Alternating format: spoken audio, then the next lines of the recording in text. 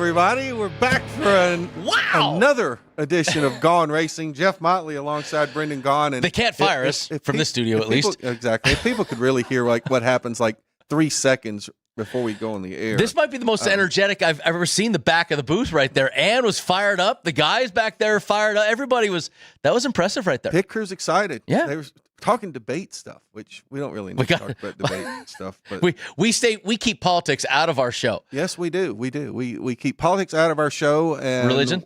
We keep religion out of our show. We're just talking racing and betting. That's all we're doing. That's all we do. That's all we're doing. And right now we're talking about wrapping up things from last week at New Hampshire Motor Speedway. And momentous day. It was a momentous day. NASCAR brought out the rain tires in order to finish the race. They're not rain tires in this They're condition. wet weather There you go, tires. wet weather. Really for a damp track, you're right. They don't race them in the rain. Much to the chagrin of Tyler Reddick, who probably under any other year, any other race in the history of NASCAR, Tyler Reddick is the winner. He's holding up a big lobster in victory lane. And as it turns out, Christopher Bell, we've kind of known him as one of the best dirt track racers out there. Reason for it. And a great short track racer. And when you start looking at the entire top 10, you realize short track racing really took over when it came to the finish of that race. Short tracks and dirt tracks. Here's the thing. NASCAR's taking a lot of heat right now about the control of the race once they put the damps on. And remember, they call these the damp tires, the damps. They're not calling them rain. They're damps. They're allowing us, and this is the largest track NASCAR has ever raced in a wet track. So kudos. Way to go. NASCAR, in my opinion, was petrified of what could happen with this tire. You're at a racetrack. I mean, look.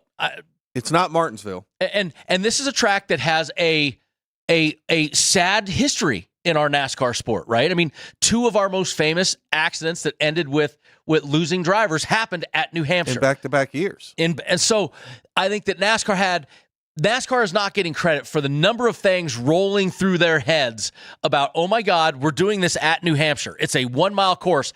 This is 2 drag strips with tight corners at the end of it. I think they were very, very worried about it. In my opinion, they did a phenomenal job on the first try. They kept uber control, which is what the fans gave them a hard time about. I remember listening. I was driving back home, listening in the car, Jeff, and I heard them say that Justin Haley came into pit and put fresh, damp tires on. NASCAR called him back in and said, take them off. You're not allowed to change them. And I think that's all of a sudden when people went, wait, they're not in control of this race anymore. They threw a caution flat. They threw a caution. They didn't throw a caution. A caution came out, and NASCAR said, non-competitive pit stop. Everybody come in, put tires on. You're going to come in as you go out. And the fans went cuckoo because IMSA and IndyCar and Formula and all these others, when it rains, it's still a race. Guys, they're racing on street courses and road courses, not on ovals that you can carry 130, 140 miles per hour into turn 1 or turn 3. And here's the deal. This is NASCAR's first race. I was in some of NASCAR's first races in wet weather, Jeff, years ago, Montreal, when they had one of their first races ever in the rain. I was in, some truck races. We had Road America. When I won, it was Road America in the rain. But one thing that NASCAR did in those early races was they kept the control. They didn't let us, they told us when we could pit to put the windshield wiper on, when we could put the tires on, when we could take them off, when we could put them on. NASCAR kept control, and then guess what NASCAR's done over the years? They've relinquished that once they feel more comfortable. And the biggest concern, I think, in NASCAR's brain was not what was going to be on the racetrack, was opening pit road where guys will jump over the wall and not having full control of that car or knowledge what's going to happen yet. You cannot have competitive pit stops if pit road is wet. I don't care what kind of tires you have on the car. You can. We have on road courses, which the difference isn't road courses. The difference is the guys are used to it, and it's been done multiple times now. The first time in this situation, NASCAR and the crews were not ready. So I don't always stick up for NASCAR, Jeff. I am not the Kool-Aid guy, right? Everybody loves, this is Sirius XM NASCAR radio. We get to play here. A lot of guys, Moody gets beat on about being, you're the Pete and Baggy and all the guys. I am not the Kool-Aid guy. But what I am is a guy that said, cooler heads said, hey, you know what? We don't know what's going to happen yet. They did a very, very nice job of keeping control. Now, going forward, NASCAR will slowly relinquish that control. You think they will let the teams decide what to do? Because I'll tell you one thing that was kind of alarming to me was hearing Kyle Larson on the radio saying, "We're ready for racing slicks." And on the very next restart, Michael McDowell clearly proved that even with wet weather tires, and I know he overdrove the corner. Don't get me wrong, but what I'm saying is, on a racing slick, everybody wrecks. Here's the deal: Kyle Larson said it's ready. Chase Elliott was saying it's not ready. Christopher Bell was saying it's not ready, which validates NASCAR's decision to take neither. It into their own hands. But the other thing is that I'm a driver that Kyle Larson is one of the greatest dirt trackers of all time. Hell yeah, he's ready for slicks. Yeah, put me on the slicks. I'll kick everybody's butt. Because if everybody's on them, he doesn't care if the track's ready. Right. He knows he can handle it. So I mean, you got to balance that. But I think in the end, NASCAR will slowly migrate, like they did when they started wet weather tires, period. They will slowly migrate into handing it back to the teams and letting the teams make the decision. But in the first instance, the first try, they had to keep control because there were so many outside factors rolling around. They did a brilliant job. You ended up they forget the fans that said, "Oh, you could have not dried the track all the way before the blah, blah, blah." I'm not going into all that conversation. Just what happened. They got the race done. They bumped up Ray against dark. The people don't understand the irises on those cameras make it look really bright. Sometimes I think they should just show you what it looks like without the iris turned up. And you can see that sometimes by the glowing of scoreboard lights and things like that. It was super dark, but they got it done. We got a great race out of it. We got history out of it. And you end up with Christopher Bell right now moving into the hottest driver category? Yeah, he might be. It was his third win of the year. Let's look at some of the numbers. He was the favorite to win, so he's plus 400 to win. Not a big return if you bet Christopher Bell all weekend, I hate to say. A top three was plus 115. All of his head-to-heads were big minus numbers, minus 150 Truex, minus 150 Hamlin, minus 165 Blaney, and that huge minus 200 Joey Logano that we kind of were shaking our head out. He won Group A at plus 235, where he was also the favorite. Toyota, a measly favorite there at plus 100. So very little coming in there. We've seen his championship odds drop all the way to plus 400, and he's another one where you're not going to get him any better. You missed the boat. So if you haven't bet him now, that you pretty much have missed the boat. And it was an eventful weekend for Christopher Bell. He won the Xfinity race. Swept it. But also in the middle of the weekend, he sort of let the cat out of the bag that Chase Briscoe was going to be his new teammate, which I will say that led to a very... The Kyle Larson tweet, great. One tweet was great. X whatever for the year. The other thing was great is, look, Joe Gibbs got more publicity out of this doing it this way than if they'd actually done a formal press conference, which they kind of did on Tuesday. But if you saw go back and you find the social video that they did with the driver interviews, and it was really, really well done. And so, and that was honest. If you looked at Christopher's face, because what people don't understand is him and Chase and Christopher Bell are super close. Well, they raced dirt tracks since they were little. All that stuff together. They're old friends, and so it just naturally came out. And he stopped and went, and he looked at you. Those that are watching it, he looks to like his left, and that's where, of course, the PR people are. He was like, and I know Nancy Padula's PR person very well, and she was sitting there going, Nancy was probably dying over on the side. So. There was text messages going, "Coach, get ready." Yeah, and then Kyle Larson, Chase Elliott, we're going to miss you. I thought that was great. Yeah, that was because he did just say Chase. Yeah, he just said Chase. And I think people think Chase first. Chase Elliott comes to mind before Chase Briscoe. You think? So that's really the first. Yes. I guess it's a second domino to fall since Michael McDowell has announced he's leaving, so we know that's an open seat. But now Briscoe. But among the Stewart-Haas drivers still looking for rides, that's the first domino to fall. Chase Briscoe. There'll be more probably over the next coming weeks. And speaking of New Hampshire, I tell you, an amazing group of guys, top tens. First off, the guys that brought you points, we talked about Bell. Chase Briscoe, who we just talked about, was 16-1 for a top three. Josh Berry, a guy who, if a track is a mile or shorter, less. Josh Berry seems to be a guy now. Plus 850. No real big surprises, I don't think, with Larson, Busher, Reddick, but Ricky Stenhouse Jr. John Hunter Nemechek gets a top 10. Truex, who I think everybody thought was one of the key favorites come in. Wasn't on Monday. Nope, not on Monday. And then Ross Chastain with a 10th, but a couple of new names up there. Yep. No, I mean, guys that ran good until the rain. Denny Hamlin won stage 2. Chase Elliott the regulars ran well until the rain came. Logano, until the rain came, some guys were running good. Once that rain came, though, a lot of guys bumped themselves up, and it was a heck of a race in the end. Fun to watch, too. Well, now we got to take a look at our current standings right now. Boy. So Joey Logano has now moved above the cut line, albeit by only 13 points over Bubba Wallace, who Bubba Wallace unfortunately got caught up in an accident that was not really of his doing. But one guy you and I talked about off air, Kyle Busch. Kyle Busch is now 45 points below the cut line, a 39-race winless streak, and a crash under caution, which seemed odd. I'm at a loss of what's going on there. Kyle Busch, they were going to have to. They're almost in the territory if they have to win. You look at this stuff. They're getting down to the point where they have to win.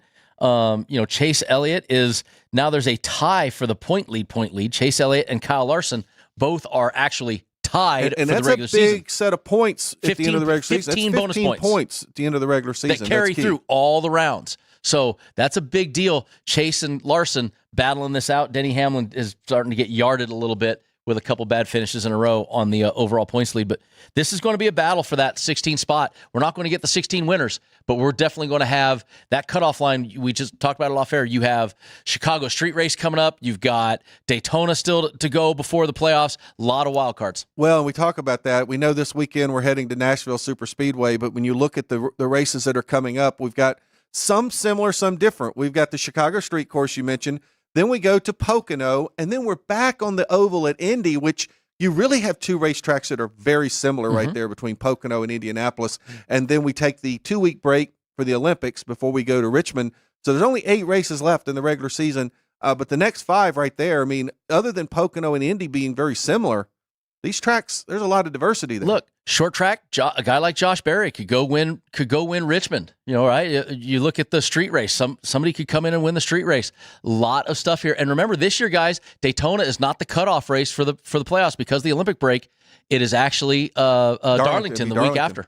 So, and who knows, at Chicago or at Richmond, we could get those wet weather tires again. Yep. Right? Yes, we could.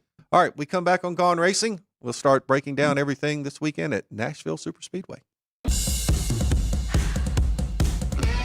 South Point offers all the types of entertainment you'd expect at a first-class Las Vegas resort. Did you know our 400-seat showroom is one of Las Vegas's top destinations for live entertainment? Enjoy live performances by classic Vegas entertainers, bands, and today's hottest comedians, plus a rockin' dance floor. You can also enjoy live entertainment at the Grand View Lounge, where you'll feel all the vibes of old Las Vegas. Enjoy the music, and if you love to laugh, don't miss The Dirty at 12:30, our very own free comedy show. Every Friday night at 12:30 a.m. in the Grand View Lounge. The Dirty is 100% free, so arrive early. Go to southpointcasino.com or call the box office at 77136 for today's performances at the showroom and the Grand View Lounge. When you're ready for your favorite cocktail, stop in and unwind at one of our 7 specialty lounges. There's a bar around every corner, because you're in Vegas, baby. South Point Casino has plenty of attractions for the whole family. Catch a movie. Our 16-screen movie theater includes 2 XD Extreme screens for the ultimate in viewing, sound, and luxury. After the show, treat the family to a variety of treats at our old-fashioned ice cream parlor, Kate's Corner. We scoop up a variety of creamy concoctions, including smoothies, hand-dipped cones, milkshakes, malts, sodas, and sundaes. At Kate's, there's something for everyone. And if you've still got time to spare, our bowling center might be right up your alley. Voted Best of Las Vegas, it's a great place for friends and family fun.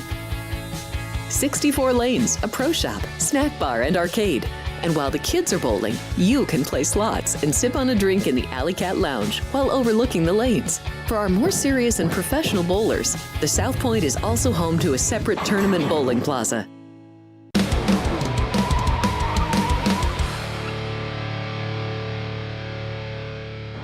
Welcome back into Gaughan Racing. Jeff Motley alongside Brendan Gaughan here at the beautiful South Point Hotel, Casino, and Spa, sitting here in the sports book in our beautiful studio. Going to get a makeover soon. Me and Ann, we're talking to Carpenter Shop. Makeover? They're Okay. going to get a little makeover here. Going to be kind of a, cool little, got to change it up, right? I mean, come on. Yeah, but that means that you and I are going to can't wear our shorts and our sandals don't you anymore. worry. We're going to make it where we can still, you can't see what's on the bottom. It's just like a mullet, baby. You can't see what's in the back. We got the business up front. I was a little concerned about that because especially right now, we do this show here in Las Vegas. People listen on Sirius XM, they could be anywhere. Although it's hot everywhere in the country right now. But let me tell you something. It's what 111 here right now. It's dry heat. No big deal. Dry heat. That's what we say. But you know what? It's going to be hot this weekend in Nashville too. Yes, it is. This weekend, the Ally 400 at Nashville Super Speedway. And we kind of look at we've only had 3 races there for the Cup Series. Now, the Xfinity Series, the Truck Series ran there for a number of years. Loved it. But in these 3 races, while we've had 3 different winners, we've got 2 guys, Kyle Larson and Ross Chastain.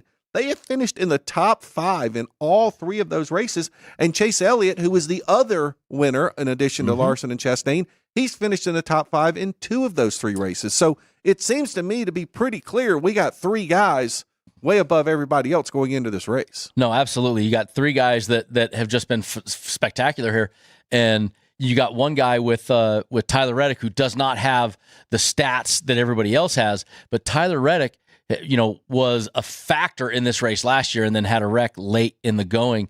So there's some guys here that the guys, honestly, the ones that we kind of talk about in the last couple of years, right? The Christopher Bells, the Tyler Reddicks, the Chase Elliott's, the Kyle Larsons, the new usual suspects for us, and guys that are noticeably absent. Joey Logano's 3 races, 2 top 10s, but just 9th and 10ths, not anything great. We don't see Brad Keselowski. We don't see Brad Keselowski, one of the which surprises me about Brad Keselowski because he ran in the Truck Series there so much. So I think that surprised me a little bit. But that RFK team, definitely different than they were in the past. Yeah, they have. And one guy that we didn't mention there, we talked about a lot in the first segment of the show, Christopher Bell, 3 starts, 3 top 10s. Now, he doesn't have a top 5, but I wouldn't read too much into that because I think we know Christopher Bell's going to be solid wherever he goes right now. They seem to have figured out a few of the gremlins that they had there for a little while. And a guy that's got 3 top 10s and 3 starts there, he's going to be competitive. Look, 987 in 3 races, right? I mean, he's been top 10, 987, runs well. If you go back and look, Christopher Bell getting stage points, 9th and 5th in the last race, still absolutely wonderful there. And my favorite thing, Jeff, you always talk about what have you done for me lately, and I always talk about momentum. Who has the most momentum right now in our sport? Who is the guy that Joe Gibbs even said after he won? They said, about the Chase Briscoe gaffe. They said, well, is Christopher Bell out of the doghouse? He goes, Christopher Bell can do anything he wants. So it's like Christopher Bell right now has it going. And when we get to the odds, it is amusing to me who is not the favorite. Well, and that's we'll take a look at those odds to win. Kyle Larson is the favorite. I don't think that's really a big surprise at plus 400, but then it's Denny Hamlin at plus 600 and Christopher Bell at plus 700.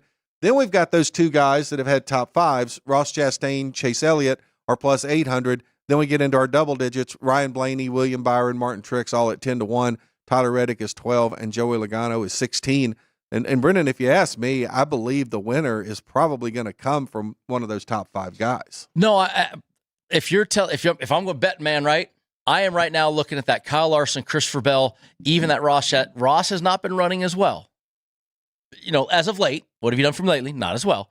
But still, his history here says, I like me a Ross Chastain. I like me a Kyle Larson. I like me a Christopher Bell. I like me a Chase Elliott. You know what I don't like? I don't like Denny Hamlin. I know that he's got, the 3 top 10s, whatever we just said in all the races, but Denny Hamlin right now has cooled off to a point, 2 top 10s, 1 top 5. He's cooled off to a point that I need to wait and see Denny. He is mired in running well, but getting caught up, and I need to see him come back. Well, and I think one thing also to mention though about Ross Chastain, it was really 2 years ago when he was really, really strong. Yeah. Last year they were not as nearly as good a team as they were the year before, but he won at Nashville. So, and we also talk about confidence. Yes. Not just the momentum and the what have you done for me lately, but confidence. And I believe that's something that Ross Chastain is going to take into this. I think that's a good number on both him and Chase Elliott. And honestly, I know this is kind of hard to believe, but I think one guy that's being overlooked all year is Chase Elliott. Yeah. Guess what? The guy's tied for the points lead with Kyle Larson. We talked about it last week. He's there every week, but we really haven't been talking about him like we have Larson or Bell or Denny Hamlin or some of the others. So and he's there. I think plus 800 on Ross Chastain and plus 800 on Chase Elliott. I couldn't argue with either one of those. I couldn't either. And let me go to Ross Chastain, second at Ganassi when he went to Ganassi, and he was there. That was like, oh my God, he finished second. Then the Trackhouse year, 5th, on the, oh my God, track house, look at how great they're doing. And then first last year. So this is a track. Ross comes in with a lot of confidence. He is 800. Chase Elliott, your point leader, tied, is right there. I love both those numbers. And there's guys even on the second page that I like. Well, and there's a huge drop off. We talked about how Joey Logano at 16-1 on our first page. And those of you that are watching us on YouTube, the SiriusXM folks probably don't know what first page, second page is, but our longer shots, if you will, Brad Keselowski's 25-1, Ty Gibbs and Chris Buescher 30, Kyle Busch 40, Alex Bowman and Josh Berry at 50, Corey Heim stepping in this week. I don't even know who Corey is driving for this week. Corey drives he in for this week, or somebody's got it. It's not Trackhouse. Is 2311 running a third car or something this week? Or, I'm not sure. Right, I should have been more prepared for that. Corey Heim and Bubba Wallace both are 60-1. Chase Briscoe and Noah Gragson 100-1, and our field bet everybody else 20-1. You know, I look at Ty Gibbs right there. Ty Gibbs, early in the season, we were talking not if, when he gets his first win, right? Then he went through a little bit of a lull in that late spring area. Now in the summer, he's back once again. We're talking about him more often. I got some experience here. I don't dislike the Ty Gibbs at 30-1. Honestly, I think there's something to be said there about this young man, that this could be the place in my head that Ty could do something because of the nature of the track, how different it is. Well, you know, and we talked a little bit about Josh Berry and how good Josh Berry has done on the tracks that are a mile and it's under. 23-11, by the way. And that's what I was guessing. So Josh Berry's run really well on these tracks that are a mile and under. Now, Nashville is not a big super speedway. I mean, it's not a track the size of a Las Vegas or Charlotte or Texas. It's fast. But who are we comparing this track to? Like, is this a track maybe that does fit for a guy like Josh Berry to be 50-1? Because he's got momentum. And again, he's also another guy who's out there auditioning every week because he needs a ride. I'm just saying 50-1 seems like a pretty good number on Josh Berry, just the fact that he's been consistently. It is, and he's got some experience here in the Xfinity Series. He's done fairly well there. This track, to me, with the concrete, remember, what people don't remember is it's concrete. It's a concrete mile and a quarter, high bank. I mean, it's a Dover on steroids. I mean, we always say, Bristol is racing on steroids. Dover is, but it's longer than Dover. This is like a 1.3 mile track, I believe. It's one and a quarter is what I was always told. 1.3, 1.25. But so Dover is Bristol on steroids, and Nashville is Dover on steroids. The amount of grip you have, how hard you drive in these corners, it is not like any short track you get. So to me, this is where I go to the guys that have that car control, because when the tires break, they break. So I do like a Ty Gibbs on that. I do like the Chase Briscoe on something like this. I do like those guys. 100-1 on Chase Briscoe for a guy that finished second last week. For a guy that finished second last week, and this is a track that it could be. Once again, he just announced that he's going over to Gibbs. He's got all this in his head, momentum. Stuart Haas, all those, even the crew guys are. He's got to be relaxed. So I'm thinking this could be a good race for Chase Briscoe too. All right, let's take a look at our odds for top three, and it's going to be hard to get a lot of return on some of these top guys on the top three. Kyle Larson's plus 115, Denny Hamlin plus 160, Chastain, Truex, and Bell all at 215, Chase Elliott's 230, Byron 285, Reddick and Blaney at 300, Logano 500, Gibbs and Buescher and Keselowski all at plus 700, Kyle Busch is plus 850, Alex Bowman 10-1, and Bubba Wallace 11-1. I like that Tyler Reddick at plus 300. I like that Ty Gibbs at plus 700. And then, do we believe that the RFK cars? Do we believe in Brad Keselowski and Chris Buescher? Plus 700s each of them. It's a hell of a return right there. I kind of like those. And on the second page, Jeff, I'm going to focus in on that same name on that second page. Yeah, well, we take a look at our second page of top threes. Josh Berry comes in at 12-1. Corey Heim is 18-1. Noah Gragson, Daniel Suarez, and Chase Briscoe at 22. Michael McDowell, Austin Cindric at 28. AJ Allmendinger 40. Eric Jones at 60. Todd Gilliland, Carson Hocevar 70. Ryan Preece, Ricky Stenhouse Jr., Justin Haley, Corey LaJoie, Austin Dillon, all at 90-1. Wow, look at how far Austin Dillon has fallen to the bottom. 90-1 for a top three. Man, that's not good. I like, again, that Chase Briscoe. I think Chase is riding momentum. Even Noah, was running good and then blew it in the rain and took out Bubba and the whole thing, but was running very strong before that. last week. I like that Chase Briscoe 22-1 for that top 3. I could see him going back-to-back weekends. And a wild card there is Corey Heim, 2311 equipment. He's supposed to be the next great, Toyota thing. He's got Dave Rogers as a crew chief. It ain't like he's going to go there without experience. I don't dislike that Corey Heim either if you're looking for the outliers, the dark horse, the whatever you want to call it. I think maybe the apprehension I might have a little bit with Corey Heim is, he's really had one cup race, and that was at Dover. Maybe he ran a couple of races. I know he ran Dover. But the other issue there is, you've got a guy like, Bubba Wallace, who's his teammate, is 11-1. You're putting him at 18-1. I just think Fairly the close. lack of on-track experience there might hurt him a little bit. But I kind of agree with you on Chase Briscoe. I think that one is very intriguing. All right, we'll take a quick look at our driver head-to-heads, and the first thing that jumps out at me is Christopher Bell's going to get a plus 130 against Kyle Larson. Now, Ross Chastain's getting a plus 160, so is Chase Elliott. There's a lot on Kyle Larson here, but Christopher Bell plus 130, that one jumps out at me the most. That one, how about Tyler Reddick, 160 to Denny Hamlin's minus 180? There are some head-to-heads here. Get on the hotline to the Westgate. I might be jumping all over a few. I might have 3 head-to-heads this week. Look at these numbers. Chase Elliott, you said that one. Tyler Reddick versus William Byron? Yeah, there's some big numbers. We haven't talked about Byron, who Byron is Byron. He was the guy we were talking about hottest a few weeks ago, but still there's some huge numbers on head-to-head matchups. And keep in mind, we also asked people, wait until after qualifying. Yeah, well, that too. Because we found out, we didn't know that we were going to get rained out, and Kyle Larson was going to have to start at the back last week. So, all right, we come back on Gaughan Racing. We'll finish up these driver head-to-heads, and we'll start our group matchups.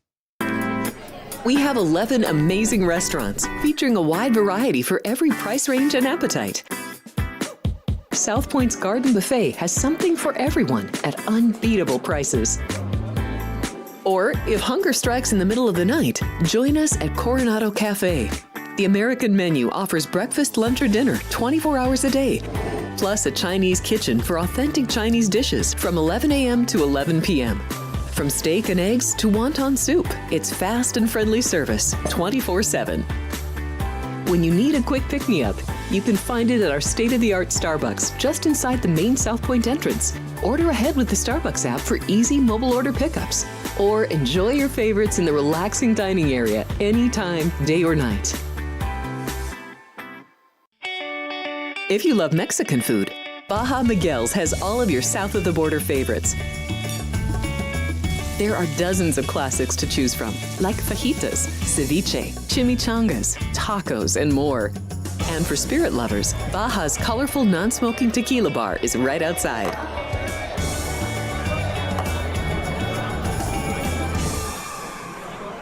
Or maybe you're in the mood for seafood. Big Sur Oyster Bar has fresh seafood prepared right before your eyes.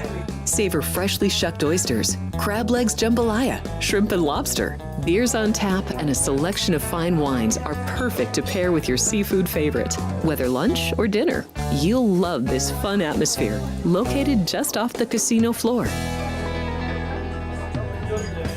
Ready to shake things up?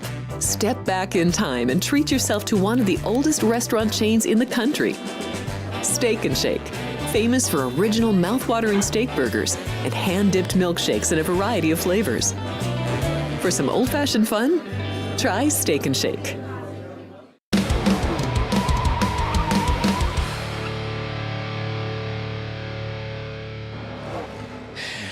Ann's in a mood. Yeah, Ann is fired up behind the glass today. So back here on Gaughan Racing, Jeff Motley, Brendan Gaughan, and we are still kind of talking about our driver head-to-heads. We don't normally spend a lot of time on them, but there are some amazing numbers. There's like, 1, 2, 3. There's 3 guys plus 160. Tyler Reddick against Denny Hamlin, Ross Chastain against Kyle Larson, Chase Elliott against Kyle Larson.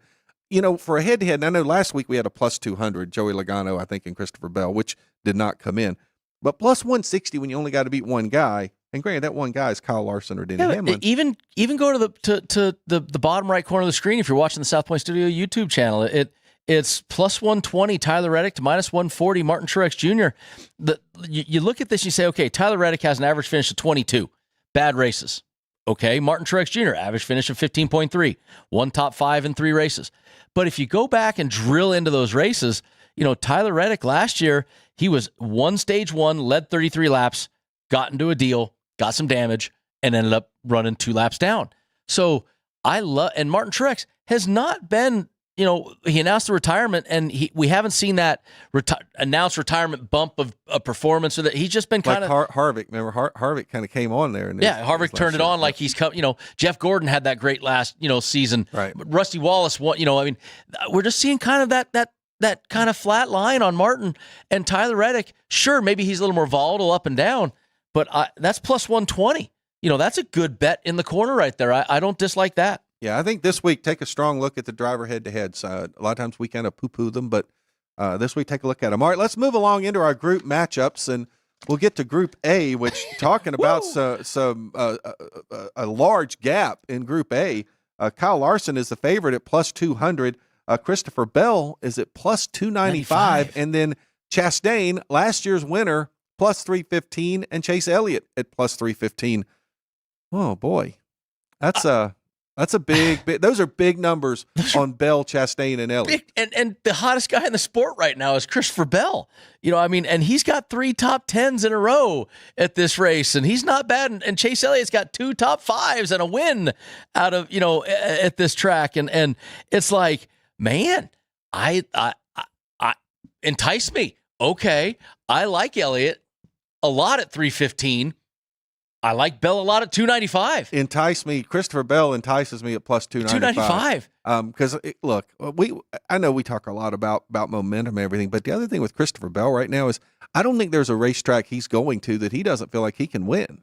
He's got a lot of energy on his side right now, and he's in a positive space. Even with the gaff, he's in this fun, jovial, positive space, and that mindset is huge for a guy like Christopher Bell, where he's younger, he rides those emotional waves. I like that C-Bell 295 a lot. And one other thing about Christopher Bell is, I think a lot of times it's important to some degree to start up near the front.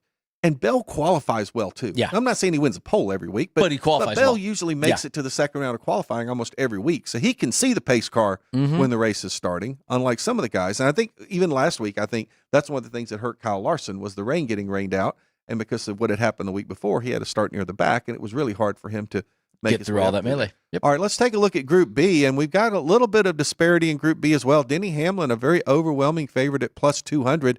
Then Ryan Blaney and Martin Truex Jr. at plus 295, and William Byron at plus 300. And Brendan, one name we haven't even mentioned in the entire show is Ryan Blaney, and that's our defending NASCAR Cup Series champion. Let me first start William Byron, 3rd and 5th, and then a wrecked out 35th in his 3 races here. So William Byron, absolutely. We didn't talk a lot about him, but he is there. Now, Ryan Blaney, let me go down to our champion and find out where he's been here.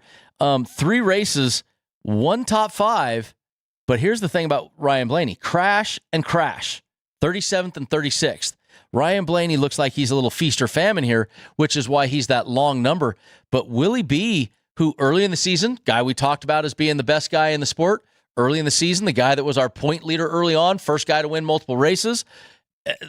You're giving me the dog at plus 300 against a guy that I said at the start of the show, Denny Hamlin, who I'm cold on Denny Hamlin right now until he shows me a little something.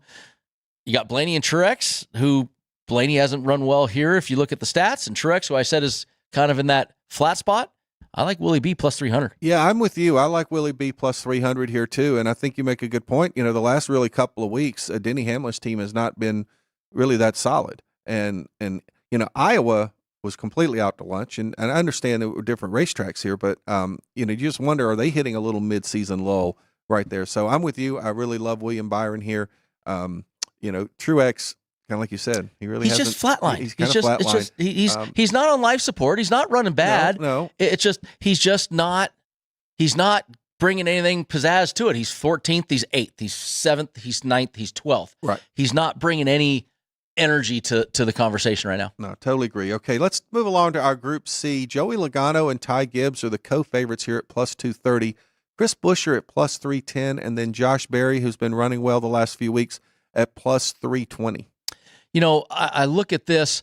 I've been high. I just started the show talking about how high I was on Ty Gibbs, right? So here's Ty Gibbs. He's given me a plus 230. I don't think we're going to. Josh Berry has been arguably the best guy in the Stewart-Haas camp. Still auditioning for jobs. There could be something there. And Briscoe both were in the top 3 last week. And Kevin Harvick and Martin, and the Harvick / Rodney Childers combination that worked last weekend. We said how great Harvick was, and again, Kevin Harvick had 3 races with 2 top 10s and a top 5 with it. But Chris Buescher is that scary one in there in the middle for me. That Chris Buescher, horrible stats here, horrible. I mean, I gotta scroll twice to get down to where he is. Okay, but let's kind of think about what Chris Buescher was driving compared to the car that he's in right now. It's kind of like we talk about Truex's early in his career stats. Jack Roush was not the same as Jack Roush right now.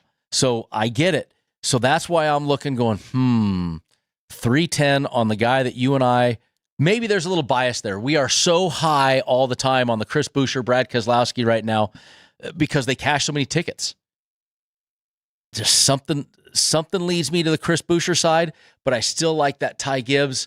I think that's a 2-man horse race in that one. Well, and I do think it's a tough group, and I'll be honest with you. I've sit here and I looked through these for picks for the last segment of the show, and I circled Buescher, and then I crossed it out, and then I check marked it saying, I'm going to pick it. And then I'm you're back and forth. And I kind of crossed it out again. So I'm really on the fence right here. 310. But it's 310, and I think that's what's enticing to me. I'm not Logano.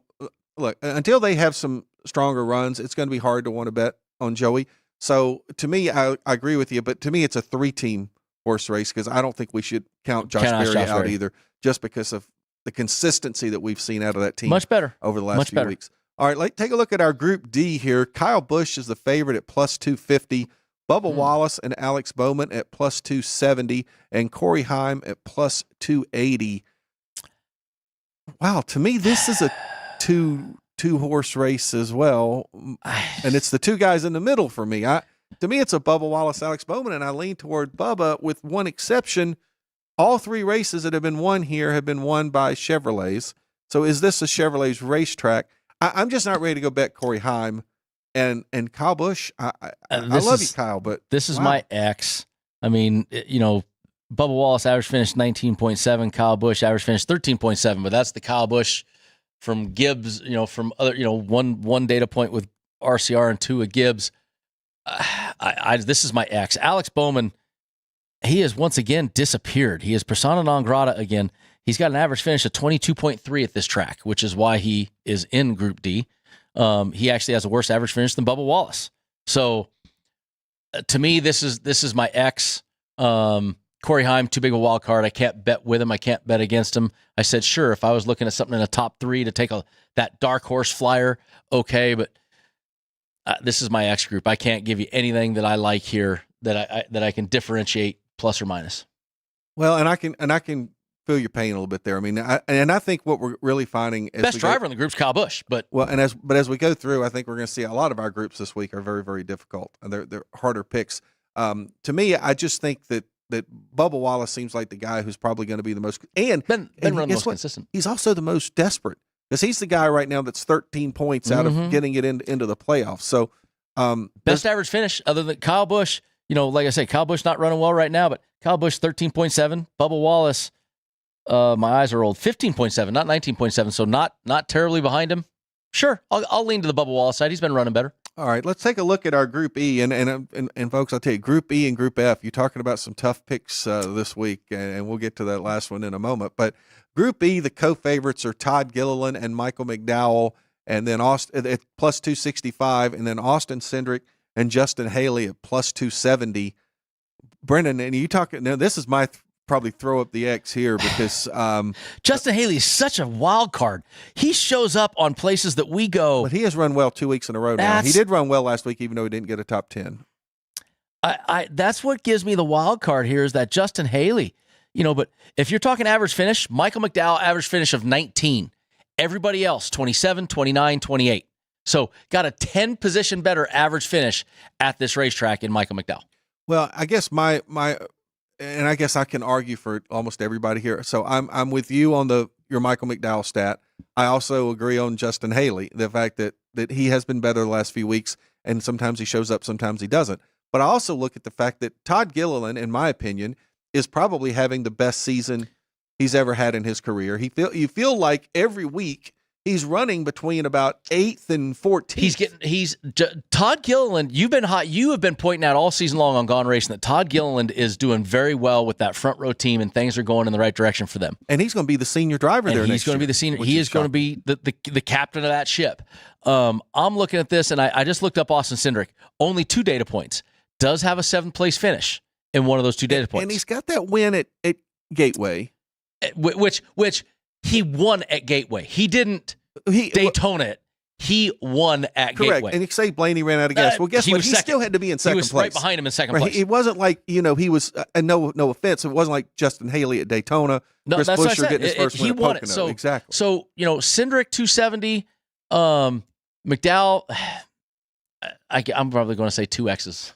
Well, I was going to say, yeah, this would definitely be my throw up the X, but because I can make a case for everybody to win, and I can make a case for all of them not everybody on here. And that's why they're 265, 270s. Yeah. All right, we come back on Gaughan Racing. We'll get to Group F, our manufacturers, and then we'll give you our picks.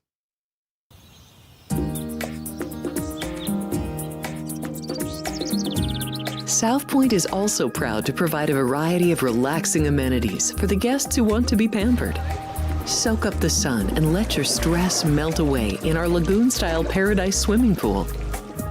A relaxing getaway where you can bask in the desert sun and enjoy seasonal food and bar service poolside. And if you really want to escape, come to Spa Costa del Sur. From couple suites to a co-ed wet area, our spa caters to business and leisure travelers who want to unwind and elevate their senses. A visit to one of our spa's steam, sauna, or whirlpool treatment rooms will leave any guest feeling like they can take on the world. Our gaming amenities include over 60 table games and over 2,600 of the most popular slot and video poker machines. We have penny slots, including the popular Buffalo games, and real machines like Wheel of Fortune, Triple Sevens, and Megabucks. If you prefer video poker, try Deuces Wild, Double Bonus, or a variety of multi-denomination games. Or try your hand at one of the most popular casino table games in the world, Blackjack. Don't let the game intimidate you. Blackjack, also known as 21, is both easy and fun. And our dealers are always happy to assist. And the best part? Blackjack always pays 3 to 2. Next, check out the roulette tables. Roulette is one of the easiest casino games to learn, and so much fun to play. It's a favorite of both beginners and seasoned players.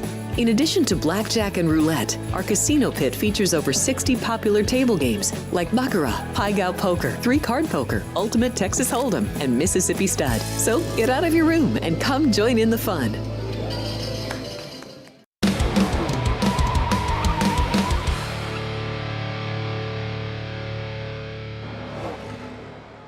Welcome back into our final segment of Gaughan Racing. Jeff Motley alongside Brendan Gaughan, and Nobody we has just more never fun know than us. what kind of cue we're going to get. Nobody has before more we fun go than in us. there. Hey, but listen, the countdowns have been pretty spot on today. It hasn't been the 3, 2, 1.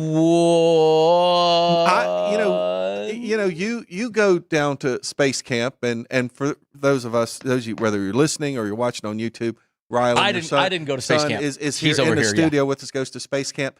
What do you guys think about we have Ann do the countdown for the next liftoff at There NASA? you go. I just don't know if listen, we talk about consistency, right?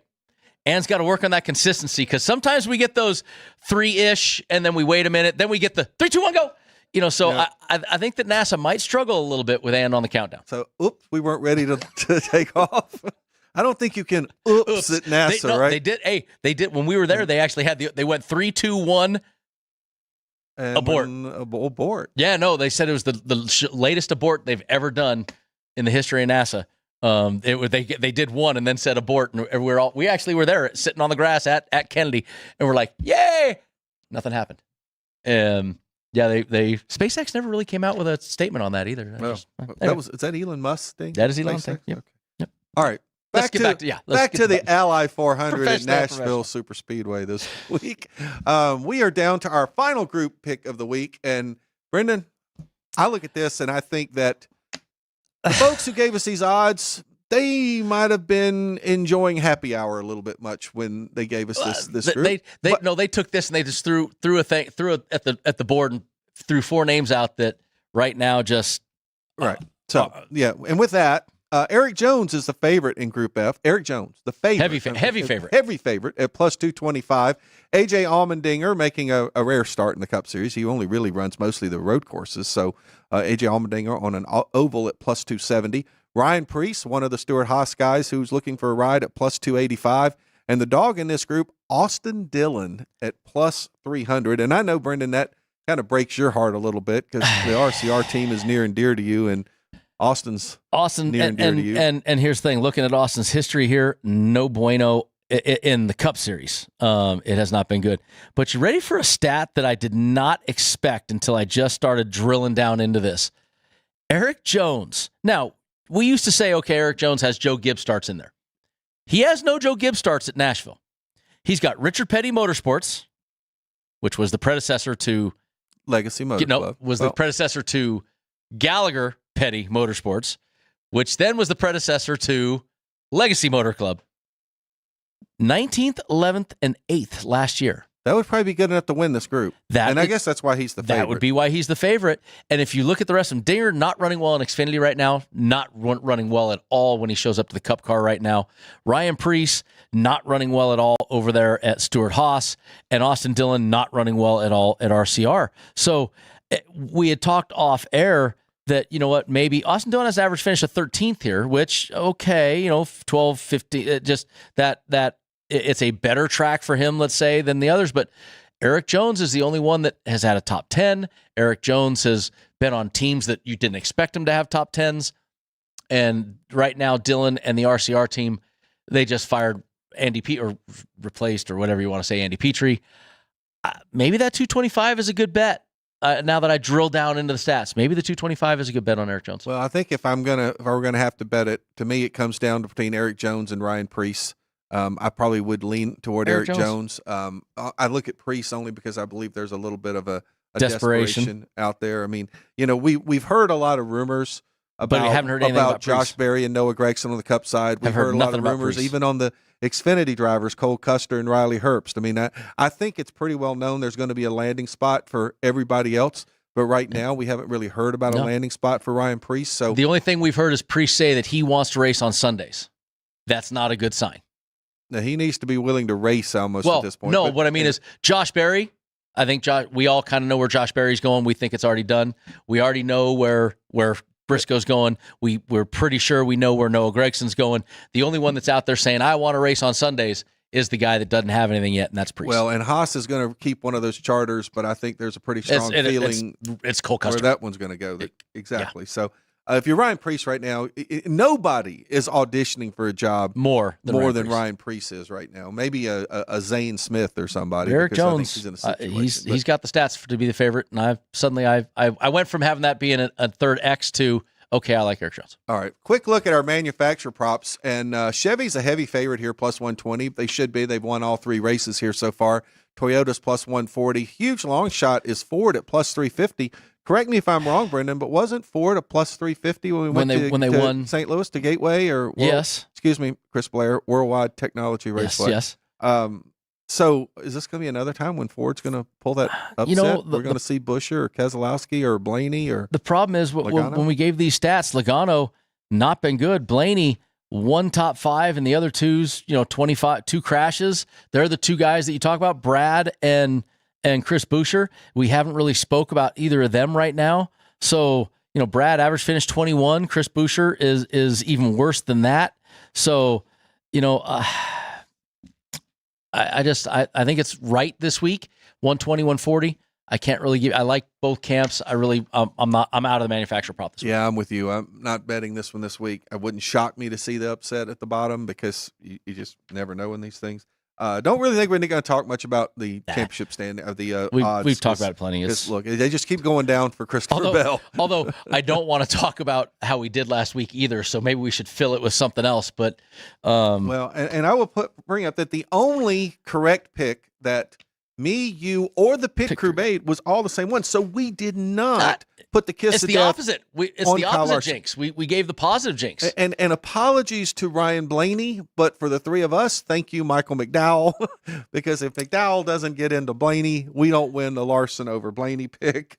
And you know, I look at it and go, well, Jeff, we lost a little paltry number. It wasn't a big loss. We all lose a little bit, but Jeff Motley, I'm getting closer to the Mendoza line. You are like your tippy toe is touching that Mendoza line now, Jeff Motley. All right. Well, I've got plus 0.1 on the season. All right. Well, I've got this week's picks that is going to put me back up.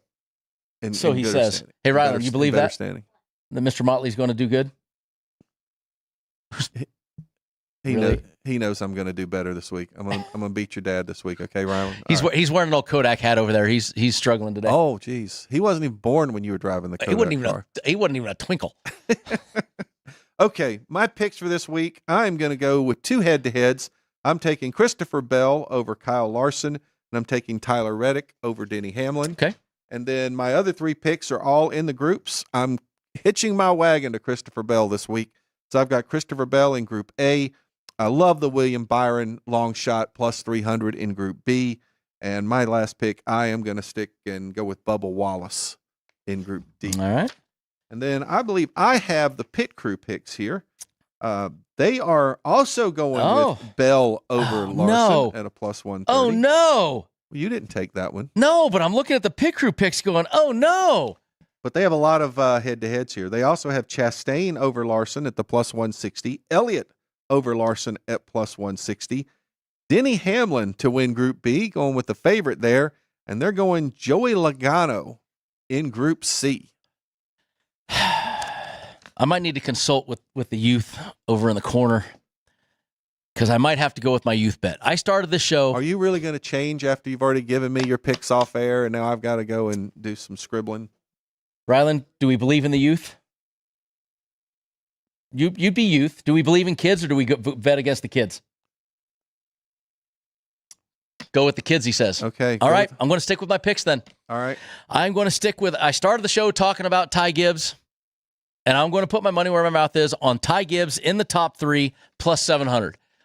There's something is just, it's just clawing at me, Motley. I think there's something about Ty Gibbs this week. Don't know what. Just there's a gut feeling there. So hopefully my gut is, I got a lot of gut to have a feeling, so hopefully it works out well. Then I am. Then I should be winning. then I'm also going to go 3 head-to-heads. I am picking with the pit crew, the Chase Elliott plus 160 over Kyle Larson. We're basically taking a don't line on 2 of the favorites. I am also going to go with you on the Tyler Reddick plus 160 over Denny Hamlin's minus 180. And then I'm going on the Tyler Reddick. I'm doubling up on Tyler over Martin Truex Jr. at minus 140. I know it's a Truex home track, but I like that Tyler Reddick bet against him. Then I am going to go head-to-head versus the pit crew in Group B. I am hitching my wagon to old Willie B. And to me. And to you. I got I had 30-point lead, and now I start picking with you guys, and I'm back below 30 points. Well, here's the thing. If you pick the same picks we pick, you can't lose any ground to us. Yeah, but I can get back to the Mendoza line. And my goal was to get to like plus 50 units this season. I'm plus 20. I was plus 31 a couple weeks ago. I'm only plus 20, like 8-ish now. So I'm getting greedy here, and I'm going for the biggest win in the history of Gaughan Racing. I'm just impressed that you used the term the Mendoza line now. I don't even know who the Mendoza guy is. I just know it's just like Earl Ross. What was the other guy, Ann, that he came up with? Jody Ridley. Jody, I thought we were talking about Ripley from Alien or something like that. Jody Ridley. Remember, I had to take a picture of his winning plaque at Dover when I went there this year and send it to you. And you sent it to me. So we have all these random Jeff Motley-isms, right. Earl Ross, McNugget. What I'm doing is I'm showing my age. See, so Mario, do you know the story behind Mario Mendoza? See, he was a baseball player for the Pirates. I know he was a baseball player, and you said this once. And his batting average was usually right at 200, which is not a very good batting average. No. And George Brett one year was struggling, and he said, I'm going to fall below the Mendoza line if I'm not careful. And it was because he was making fun of Mario Mendoza's batting average being 200. So that's what the Mendoza line is. There you go. Well, Motley, you're below the Mendoza line then because you're at Well, we're not. I'm calling level as the Mendoza line because you can't bat below 0 in baseball. If you don't get a hit, you're at 0. I guess you're right. You can't have a negative. Correct. Yeah. Negative winning percentage. You can't do that. Okay. Watch the Yankees play the last week or so. They might have some guys that are getting close. All right, we got about 30 seconds left. Nashville, it's a great track. Love the track. I mean, absolutely phenomenal racetrack. A man's man track. I mean, this thing, Jeff, it's like Dover. You lose your breath going into turn 1. That little D-shaped oval, it hauls you into turn 1. Super fun to race. Great town to visit. It's Nash Vegas. Well, good luck to our friends down at Nashville Super Speedway this weekend. The Ally 4 will be fun. We'll be back next week. We'll break down everything Nashville, talk about the street course in Chicago. Happy Independence Day, everybody. Next week.